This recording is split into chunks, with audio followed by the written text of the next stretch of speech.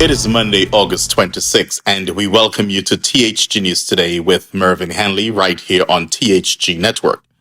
We are happy that you're able to join us this morning, the last week in the month of August. We prepare for the fall, we prepare for the peak of the hurricane season, we begin to prepare for Christmas. So I want to thank those of you who supported THG News, THG Network, and thanks to those of you who would have already subscribed to the channel, and thanks to those of you who will subscribe before you leave here today. Today's news is powered by Carl & Sons Unique Bakery on St. Martin and Feezes on Nevis. Also, thank you to Hanley's Plumbing on Nevis. Tell you what, let's hear from Hanley's Plumbing, and then we'll be right back with the news. Hanley's Plumbing on Nevis. They provide residential plumbing, clogged and blocked drains, and even though they're in Nevis, they can do work in St. Kitts as well, right? One federation. So let me go over that again. Hanley's Plumbing on Nevis.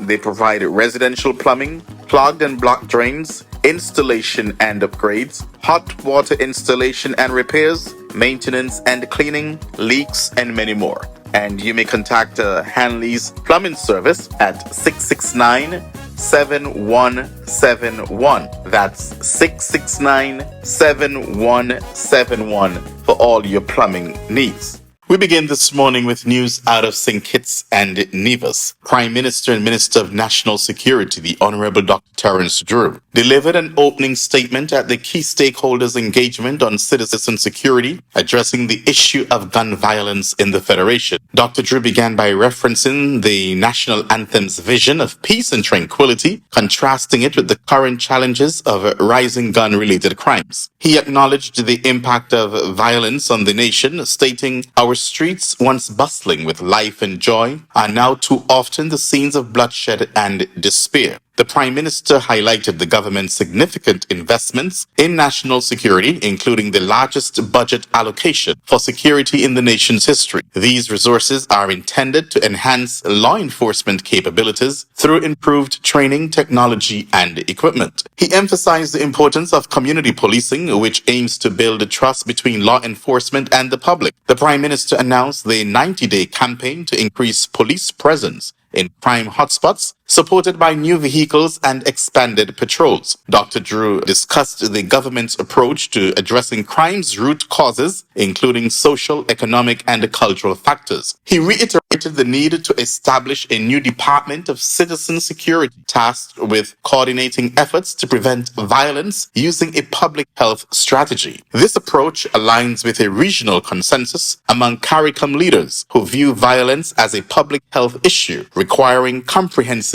intervention. The government is expanding the closed circuit TV, that's a CCTV network, and implementing a coastal radar system to enhance surveillance capabilities. The Honorable Prime Minister announced initiatives to further support law enforcement, including advanced training for police officers, the reintroduction of the K9 unit, and ongoing recruitment efforts to ensure adequate staffing within the security forces. In closing, the Prime Minister urged all citizens to actively participate in ensuring community safety. He expressed confidence in the collective effort to address the challenges posed by violence and emphasized the importance of working together to create a safer environment. The stakeholder engagements will continue with discussions to develop collaborative solutions to enhance national security. So I'm very happy to hear what's taken place with the Drew-led administration there on St. Kitts and Nevis as it relates to crime. I know that it's been a headache for not only this Prime Minister and his administration, but also for other Caribbean governments as far as the crime and violence. So I'm very also happy to hear one thing that stuck out from this statement from the Prime Minister, and I'll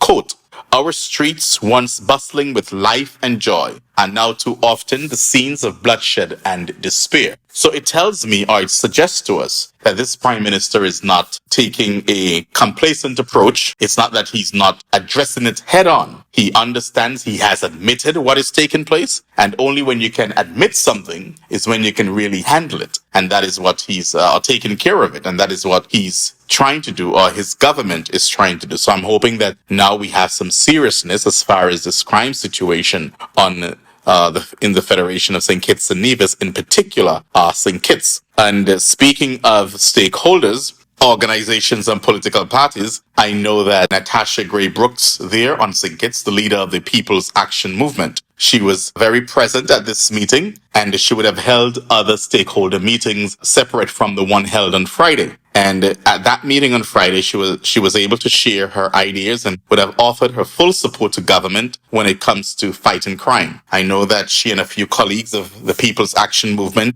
including the Honorable Sean Richards, would have had a protest condemning the violence in the country. And I also know that this has been a burning topic for the Nevis Reformation Party. Their mantra has forever been, their motto, peace, progress, and prosperity. And on Friday, on behalf of the Honorable Leader, Dr. Janice Daniel Hodge, and the Nevis Reformation Party, they were well represented at this key stakeholders meeting. And their representative was one Mr. Stephen Hector, the deputy chairperson of the Nevis Reformation Party.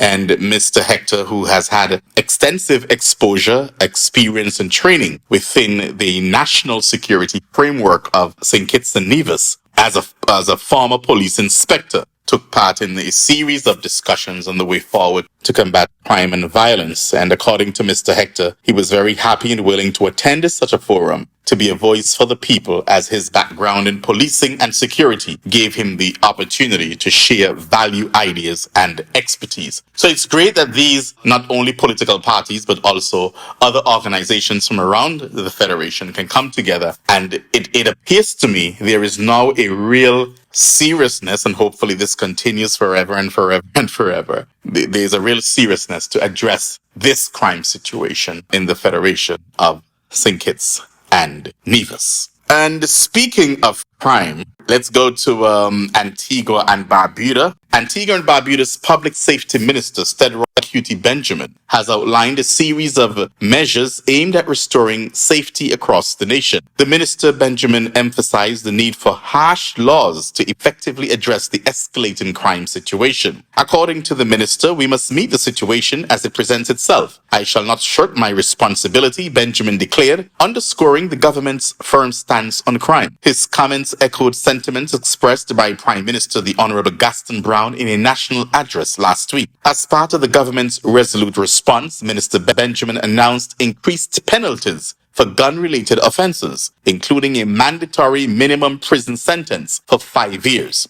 According to the minister, this is no joke. Antigua and Barbuda will return to being a safe country for all of us to live in, he stated, stressing the seriousness of the administration's commitment. In addition to harsher penalties, the government will implement day and night stop and search exercises and increase police presence in crime hotspots. These measures are intended to deter criminal activities and enhance public safety across the island. Minister Benjamin also highlighted a concerning trend, the involvement of young people in criminal activities. According to him, our records show that they are responsible for over 85% of the crimes being committed in the state. To address this issue, the government is preparing to introduce inter-gang legislation aimed at curbing the growth of gangs in various parts of the country. The proposed legislation will target areas identified as gang hotspots, including Villa, Golden Grove, Grace Farm, and Browns Avenue. The minister assured the public that programs will be put in place to arrest the growth of gang activities in the region. So that's Antigua and Barbuda there for you as it relates to the crime situation and what they're doing. He's proposing a 5-year mandatory sentence to have an illegal gun in your possession.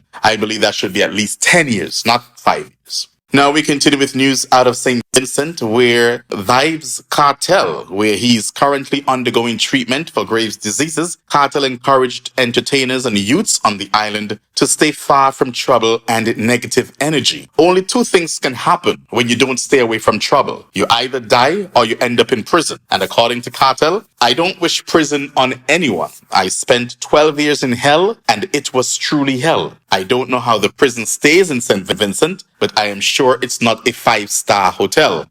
I am telling the youths right now that this is not a road to travel on, Kartel said. Ahead of his release from prison, industry peer Queen Ifrika expressed her wish to see Vybz Kartel mentoring youth. Kartel is currently in St. Vincent and Grenadines seeking treatment to the Graves' disease that leads to an overreactive thyroid gland. So it's good to see that now that he's out of that he's using his time to try to encourage and inspire and educate the young people. And he said straight up, listen, prison is hell. It's not a five-star hotel. And that message, I believe, is not just for the people of St. Vincent, the young people of St. Vincent and the Grenadines, but also across the Caribbean islands. And finally, in our news this morning, many have been asking, what's the situation with St. Maarten and the election, the aftermath of the election? Well, of course, some news broke late last week, and we have that information for you, that the Unified Resilient St. Martin's Movement, that's the URSM, the Democratic Party DP, Party for Progress PFP, and the Soualiga Action Movement SAM will form St. Martin's next governing coalition.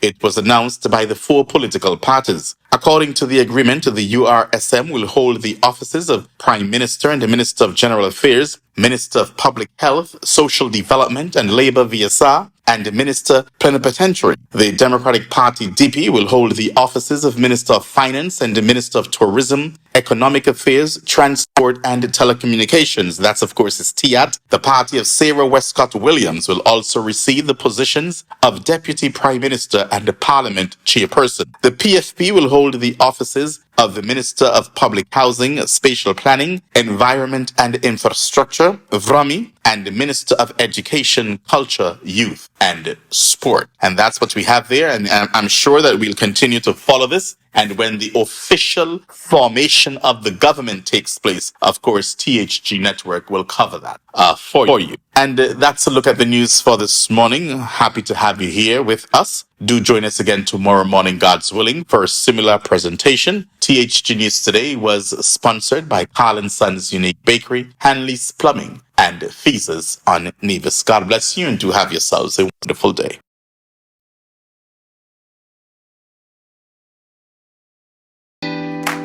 Carl & Sons have been serving the people of St. Maarten for over 40 years. And the food and service get better and better.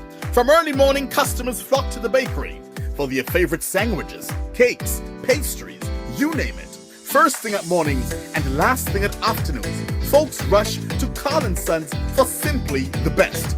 There are two locations, Colbay and on the Pondville. In Colbay, the opening hours are Monday to Friday from 6 a.m. to 6 p.m. On Saturdays, 6 a.m. to 5 p.m. And on Sundays, 6:30 a.m. to 10:30 a.m. and 2 p.m. to 5 p.m. Opening hours on the Pondville, Monday to Friday, 6:30 a.m. to 6 p.m. Saturday and Sunday, 6:30 a.m. to 1 p.m. We also cater for weddings, parties, special events, whatever the occasion. It's Carl & Sons. Our staff, we are always happy to serve you. Call us today, the Colbay location, 721-544-2462. That's 721-544-2462. Or in Phillipsburg, 721-543-1059. That's 721-543-1059. It's Carl & Sons Bakery. We are here to serve you.